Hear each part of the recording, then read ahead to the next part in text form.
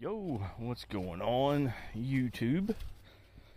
I know a lot of y'all probably wondering where the hell I've been.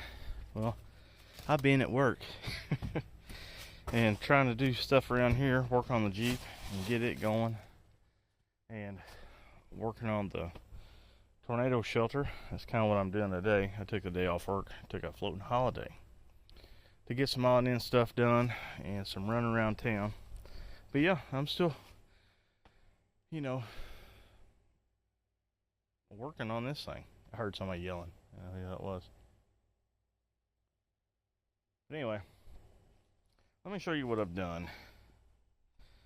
I had some people make the comment on TikTok on how dangerous it was to be in this hole. Especially since I've had cave-ins before. So I had all this material come into work that they were going to throw away, and I salvaged all this lumber, right? 6x6s, 2x10s, 2x8s, 4x4s, and I got 60 concrete block over there. So what I did is I built me a trench box. I haven't done over here yet as far as the wall because I don't have the space to slide any boards in between the wall and here. It's pretty tight, as you can see. So I gotta dig this out just a little bit. And I guess it's kind of nice having it because now, it's a little insurance policy so it won't collapse, right? And I dug a hole here and I started my little improvised septic or my sump system. Works pretty decent. But, like I said, there's still a lot of water in the ground after all that rain we had. And this is that geotextile fabric from Sandbaggy. You know what's really cool? You can put this on a muddy floor, like super muddy, and mud don't come through, and you can walk on it.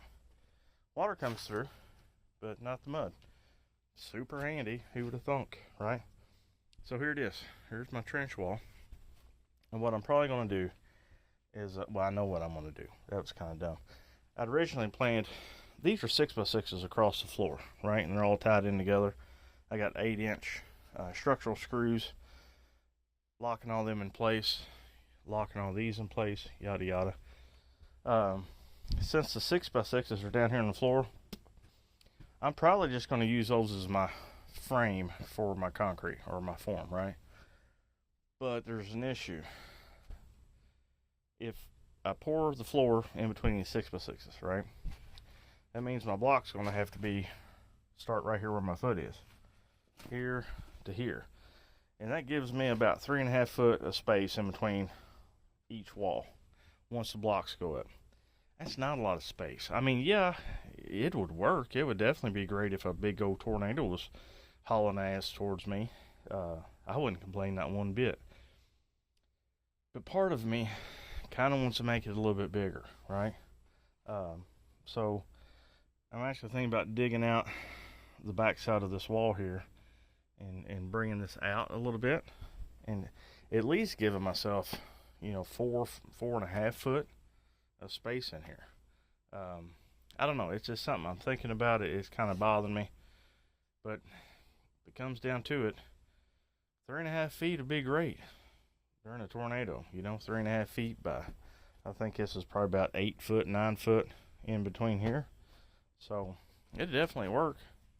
But I'm rambling. So there's that.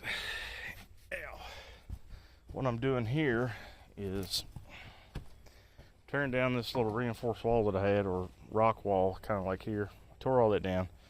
I need to bring this out this way so I can have enough space to frame the door and have enough space to do the block coming out here and coming out here. I'm going to have to dig out all this. Also, I want to try to dig this down and put some type of drainage in it. That way maybe I can avoid having the sump pump. I don't know. I'm making this up as I go. And a lot of y'all know I'm not a professional. So I'll make something work because my shoulders are just wore out. It just hurts to even, to do that. Hurts. Just to throw a basic rock, my shoulders, it just hurts. So I've messed my shoulders up in this whole hole digging process, which is great. you know. There's my block. And I had a stack of wood over here. There's some cement that was free. Here's what's left of all the wood that I had, you know. There's all that kind of stuff. Some of it had some mold on it down here on the bottom, because a lot of the stuff ain't treated, right? But it is what it is. I'm also kind of thinking that after I get the floor poured and it's hard, and I start doing the wall, I might take down the wooden form as I go, right? Because I can remove one board at a time as long as my wall gets high enough. And maybe I won't have to just leave all this wood down in here. That would be kind of cool. But again, it's hard to do things when you're on an extremely limited budget, like limited budget. Just gotta make do with what you got where you're at.